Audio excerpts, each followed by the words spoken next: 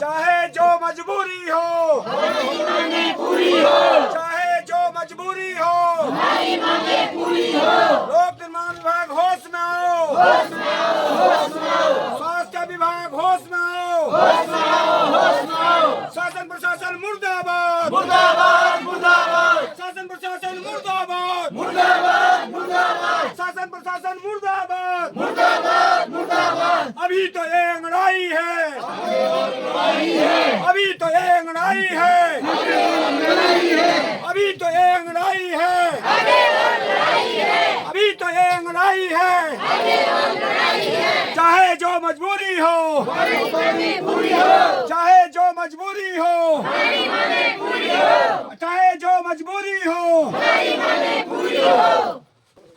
अगस्त सितंबर में जो हमारा जो नवनिर्माण पीएमजीएसवाई के द्वारा पत्थर कट्टा मोटर मार्ग बना हुआ है 10.5 किलोमीटर, उसमें एक तोक हमारा लाठी खरक तोक आता है, जिसमें कि एक मकान तो जमीन 2 हो गई है।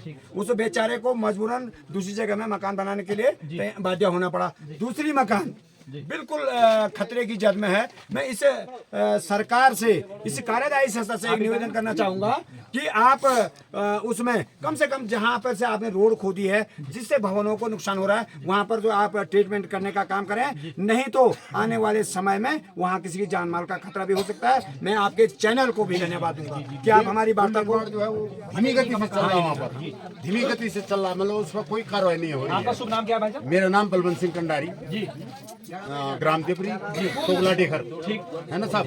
तो वहाँ पर जो हम ठेकेदार को बोल रहे हैं कि भाई यहाँ पर टाइम से अपना प्लम कर दो, वो कर दो, जिससे कि कुछ ठेकेदार मकान है कौन वो होगा भाई साहब?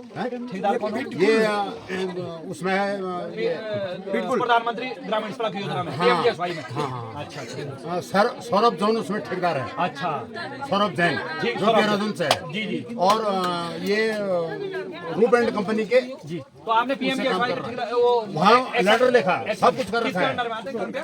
कर अच्छा, इसमें सब लेटर लिख रखा है, वो कर रखा है, लेकिन वो वहाँ पर कोई किसी का ध्यान नहीं है। सब वो ध्यान हट चुका है वहाँ। बिल्कुल बिल्कुल महोदय, यही सबसे बड़ी समस्या है हमारे क्षेत्र में कि जब जान माल का नुकसान हो जाता है फिर जो है हाँ, तब जाकर के सरकार वहाँ पर सचेत होती है। सचेत उससे होती पहले है। वो सरकार सचेत नहीं होती। हमने 3 लेटर मुख्यमंत्री वहाँ भी दे दिया है और जिला प्रशासन को भी और पीएमजीएसवाई को। पीएमजीएसवाई को, लेकिन अभी तक कोई कार्रवाई इसमें नहीं हो मैं रही। भी उनको जो है मौखिक रूप से वहाँ पे जाके अवगत कराऊंगा। बहुत मतलब धीमी गति से वो काम चल रहा है। मान्यवर, अभी जो हमने बताया इससे पहले कि यहाँ पर कुछ महिलाओं से जो है भेंट कर रहे हैं। एक आप देख रहे हैं कि इस पोशाक में पहले हमारी बुजुर्ग माताएं हुआ करती थी, ये इसको लवा कहते थे, और ये चाबी उन्होंने रखी थी। माता जी, उम्र कथी है तुम्हें? 60 साल होगी। और इसी कारण से ये लोग जो है यहाँ पर आए हुए हैं। क्यों आए हुए हैं? कि माता जी का मायका है बधान। हाँ, अभी इनका जो है बधान में इनका मायका है और बहन जी का लोल्टी थराली में। अब जैसे बहन जी, जब आप यहाँ से मायके जाते हैं, हाँ, जब वहाँ पे जाते हैं तो तुम आले यहाँ पर था, तुम गाड़ी में आते होंगे, यहाँ से पैदल जाते हैं। अब देखिएगा, यही बात, यही अब वो पीड़ा दिखा रहे हैं कि माँ मर गई लेकिन जा नहीं पाया, क्योंकि सड़क का जो है वहाँ पे आवागमन नहीं था। तो इसी कारण ये लोग सारे यहाँ पर बैठे हुए हैं कि यहाँ से यदि आवागमन हो जाए तो हमारे कई रिश्तेदार नाते, जैसे सुबह यहाँ आए तो अपने वाहन लेके शाम को वहाँ चले जाएंगे। जी, तो आपका उम्र कितना हो गया था? 76 साल के हैं? यखमुत है, तभी भी आध बाटा ना। अब 76 साल के जो है, आपका शुभ नाम क्या है? फतेह सिंह जी। तो आप जो है देखिए, इस उम्र में यहाँ पर जो है अनशन में बैठी हुई हैं। मैंने पहले कहा कि जिस उम्र में कि इनकी सेवा करनी थी, उस उम्र में इन्होंने अपने नाती पोतों के लड़ाई के लिए यहाँ पे आ रहे हैं। बड़े दुर्भाग्य का विषय है कि हमारे उत्तराखंड में इस प्रकार से जो है हमारे बुजुर्गों को इसका कहीं ना कहीं सरकार को श्राप पड़ेगा कि इन बुजुर्गों को इस अवस्था में 70-80, अभी 80 साल के बुजुर्ग अभी आ जाइएगा, 80 साल के बुजुर्गों को, 70 साल के बुजुर्गों को यहाँ पर आना पड़ रहा है। जिस उम्र में उन्होंने अपने नातियों के साथ जो है हंसना खेलना था, नातियों की रखवाली करनी थी, उनके नातियों ने उनकी सेवा करनी थी। उस उम्र में वो लोग यहाँ पर आए हैं। कितना बड़ा दुर्भाग्य है। हमारे जैसे राज्य आंदोलनकारी इसीलिए क्रोधित हैं क्योंकि उन्होंने ये कहा था कि हमारे आने वाली पीढ़ी को अच्छा रोजगार मिलेगा, सुविधा मिलेगी, हमारे बुजुर्गों को जो है अपने घर में बैठ करके सड़क पहुंचे, कहीं बाजार जाना हो तो घर तक सड़क पहुंचे। लेकिन आज ये बुजुर्ग, कितना दुर्भाग्य है हमारे देवभूमि उत्तराखंड का कि ये बुजुर्ग आज हमारे बीच में हमारे लिए, हमारे आने वाली पीढ़ी के लिए लड़ाई लड़ रहे हैं। तो यहाँ पे देखिए बहनें हैं, माताएं हैं, अपना घर बार छोड़ करके, जैसे पहाड़ में कहा जाता है कि भाई क्या तूने जोगी बन रखा है, तो इन्होंने जोग ध्यान लगा रखा है। यहाँ जोग ध्यान है बोला ना, जब काम धाम नहीं है तो बिल्कुल। और दूसरा दुर्भाग्य देखिएगा, इन्हीं के लड़के जो है बेरोजगार हैं। ये अपना दूध पालन से जो है, अपना घी गाय पालन से जो है अपना जी बिल्कुल। और समस्या इस बात की है प्लास्टिक की समस्या इस बात की है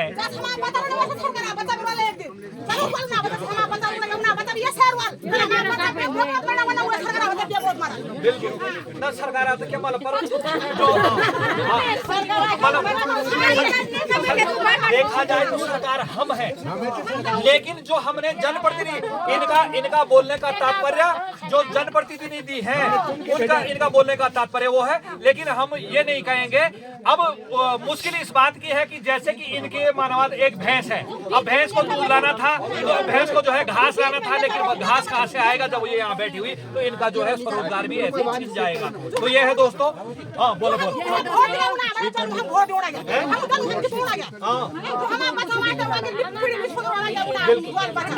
मान्यवर, हम इसी क्षेत्र में जहाँ पे आमरण अनशन का चल रहा है, विनायक धार देवभूमि उत्तराखंड का जनपद चमोली क्षेत्र गैरसैंण के अधीनस्थ खनसर घाटी के विनायक धार में जो आमरण अनशन चल रहा था, मैंने आपको बताया था कि जो है हम उस क्षेत्र में कैसा सर्दी वाला क्षेत्र है। आप एक बार जो है इन वनस्पतियों से आंकड़ा लगा सकते हैं। वही तो वैसे वहाँ पर किस प्रकार से लोग जो है रात को भोजन बनाते हैं, और लगभग कितने लोग रहते हैं भाई साहब यहाँ पे रात को? 25-30 लोग 25-30 जो है ज्यादा रहते हैं, 25-30 से भी ऊपर ही होंगे। और हाँ, और देखिएगा रात्रि व्यवस्था के लिए जनरेटर, यानी इतना जो है फालतू का खर्चा, फालतू ही तो है।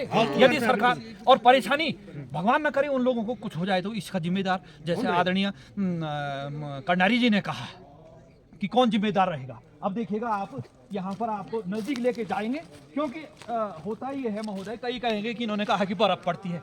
ये देखिए 2 दिन गर्मी थी, यानी 2 दिन धूप पड़ी थी, और उसके बावजूद भी जो है उन्होंने कहा कि लगभग यहाँ 2 फीट की बर्फ पड़ी हुई थी, 2-3 फीट की। और अभी भी यानी आप देख सकते हैं ये धूप, वो धूप से ये पाला भी नहीं पिघला, और बर्फ तो कहाँ पिघलने की अभी जो है कहाँ पिघलेगी। लेकिन बड़े दुर्भाग्य की बात है कि इस सर्दी में जो है इतने बुजुर्ग लोग आमरण अनशन पे रह रहे हैं। जनप्रतिनिधियों को शर्म आनी चाहिए, हमारे जनप्रतिनिधियों को, जो कि ये इतने लोग यहाँ पर मजबूर हैं इस ठंड में। क्या लाभ हो रहा था इनको, क्या कौन सी खुशी हो रही थी यदि यहाँ पे सड़क के लिए जो है जनप्रतिनिधि आ जाते, जिनको इन्हीं लोगों ने चुना है। उन्होंने क्या बताया विधायक के बारे में आपने सुना होगा। और जो सत्यता है वो सत्यवादी लोग हैं, यहाँ के लोग सत्यवादी लोग हैं, क्योंकि ये वही जानते हैं जो अच्छा है तो अच्छा है, बुरा है तो बुरा है। किसी क्षेत्र के जो है लोगों पे हम ये नहीं कहेंगे कि ये राजनीतिज्ञ हैं या किसी विपक्षी पार्टी के हैं या पक्षधर पार्टी के हैं, लेकिन जो सत्यता है उन्होंने अपने जो भी, चाहे भारतीय जनता पार्टी का चाहे कांग्रेस के विधायक हैं, जो अच्छे थे तो उन्होंने अच्छे बोला, जो बुरे थे तो उनको जो है वो आप आईना दिखा रहे हैं। तो ये है दोस्तों, आप देख सकते हैं इस बर्फ में अभी ही दिन में ही यहाँ पर ठंड का ऐसा जो है माहौल बना हुआ है, लेकिन रात को किस ठंड में, ये कटकटाती हुई ठंड में यहाँ पे रहते होंगे। शर्म आनी चाहिए जनप्रतिनिधियों को, जो सरकार में बैठे हुए सत्ताधारी पार्टी के, विपक्ष को भी आवाज उठाना चाहिए। आज जो है आम जन विपक्ष की भूमिका निभा रहा है, इसमें दोषी पक्षधारी ही नहीं है, पक्ष वाली पार्टी नहीं है, पक्ष ही इसमें जो है दोषी नहीं, बल्कि विपक्ष भी इसमें दोषी है। क्योंकि उन्होंने जो है उनके भी कान में जूं नहीं रह रही। आम जनता को जो है यहाँ पर विपक्ष की भूमिका निभानी पड़ रही है। दोस्तों ये है, आप ज़्यादा से ज़्यादा, मेरे लिए नहीं, इस वीडियो को ज़्यादा से ज़्यादा शेयर करें और लोगों तक पहुँचे, सरकार की कान तक पहुँचे, दिल्ली तक ये जो है पहुँचे कि हमारे जो बुजुर्ग लोग हैं, हमारे भाई लोग यहाँ, हमारी माताएं बहनें अपना जो है कीमती समय इस आमरण अनशन में जो है अपना कीमती समय दे रही है, तभी भी जो है सरकार की कान में जो नहीं रहेंगी। इन्हीं शब्दों के साथ अपनी वाणी को विराम देता हूँ। हार्दिक आभार, धन्यवाद, जय बद्रेश्वर, सादर प्रणाम।